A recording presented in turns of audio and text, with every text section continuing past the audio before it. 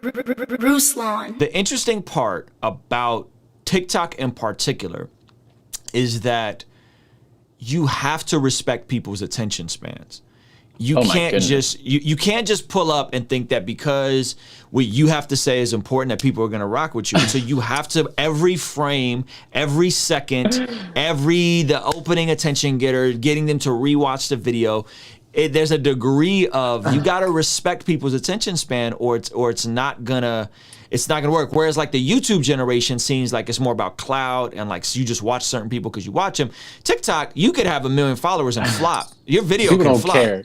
People don't care. So talk Nobody about that. cares. Talk about that. Like respecting people's attention. Like because you have so much stuff thrown at you. There's always a new fire Netflix show. YouTube's popping.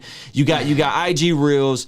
You got to respect people's attention. And I want to go deeper on this, but I want you to unpack it as someone as Gen Z.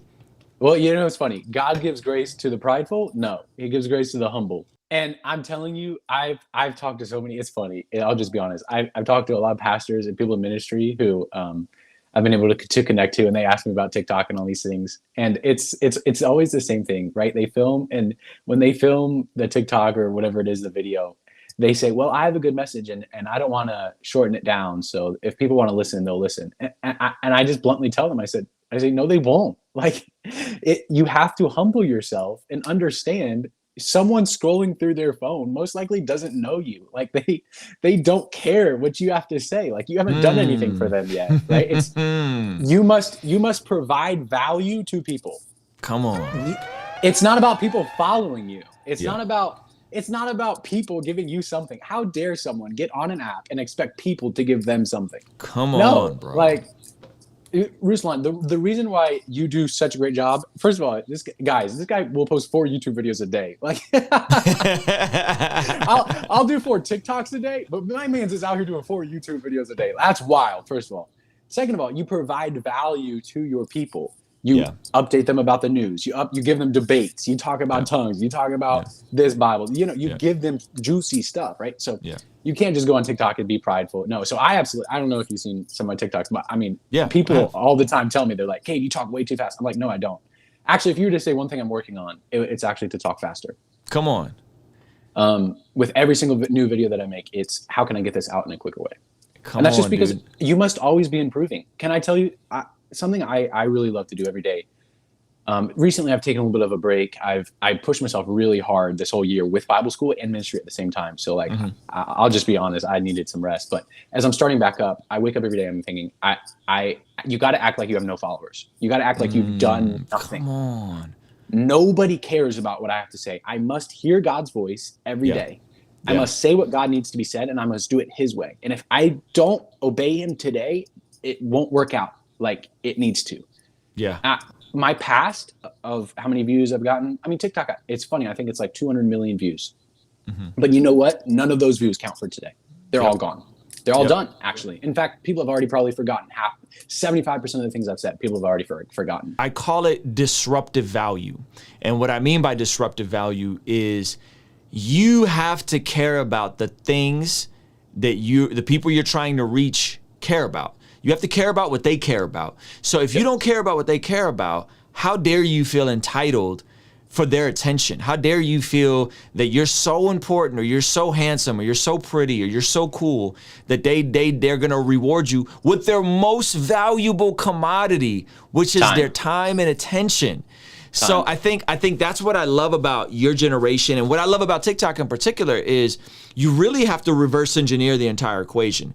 You have to say, yes, the gospel is the most important thing ever, for sure. Jesus is the most important message that anybody will ever hear. However, I have to respect where someone's at, and I have to pull them, and I have to add value by whether it's a current event, being funny, a cool effect, a filter, something, and then pull them into my ecosystem. So it's almost like, from a marketing standpoint, it's almost like your TikTok is your top of funnel. It's where you cast your widest net, and then your YouTube, and then wherever else you want to get them to, you're then pulling them into your YouTube. And then on YouTube, obviously, again, it's easier to monetize on your YouTube.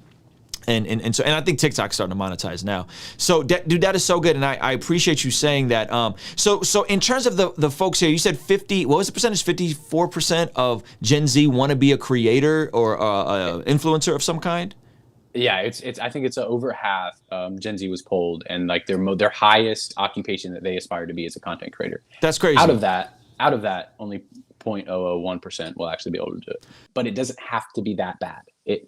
It's very much so possible, and it's a lot smarter to do than a lot of other stuff that they're doing. Let's talk about this tension that we all fall in as Christians, where it's not our job to police the world, right? It's not our job to walk around as like the moral high ground police.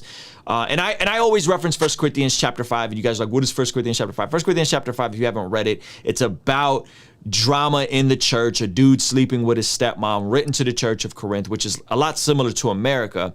And Paul more or less says, hey, you guys got this wickedness inside in your church, but don't be concerned with what's going on in the world. Expel the wickedness from amongst you in the church. Like, be consumed with what's going on in church instead of trying to judge the world. So, however, we also don't just go with the flow and don't say anything when the world's acting wicked, right? There has to be this balance there. And so talk about that, first of all, because there's this expectations of Christians to like turn up and like go crazy at the world, or to just completely not say anything. And while we know, you quoted a statistic offline earlier. I mean, how many Christian pastors are looking at porn? How many folks in church are sleeping with their girlfriends? How many folks are living sexually immoral in church? And we're not even calling that stuff out. You know what I mean? So unpack that a little bit, and then I want to get into poking the bear of social media and some of the cons of this. Yeah. Well, first I'll say it's funny. And you brought up a good point. We're not called to police the world. We're not called to police the internet. If you disagree with another YouTube video or another sermon or like another thing, I love watching like other YouTube videos that criticize, because there's just so funny how I think so many times we wake up thinking God has now given us the calling of policing the internet, policing Christian internet, even at times, right? Like, no one has that calling. You know, it's funny in this book in Ephesians, in this fivefold gift, I don't see YouTube police. I don't see Christian police. Come on. It doesn't exist. And you know what? To be completely frank, I think so many of these people that want to criticize another things, whether it's a Christian or even the world, I think it's because they're mad that the other person is getting the reach they are. Here's the truth. If God's not in it, it will fall at some point. And God doesn't need you to help it fall.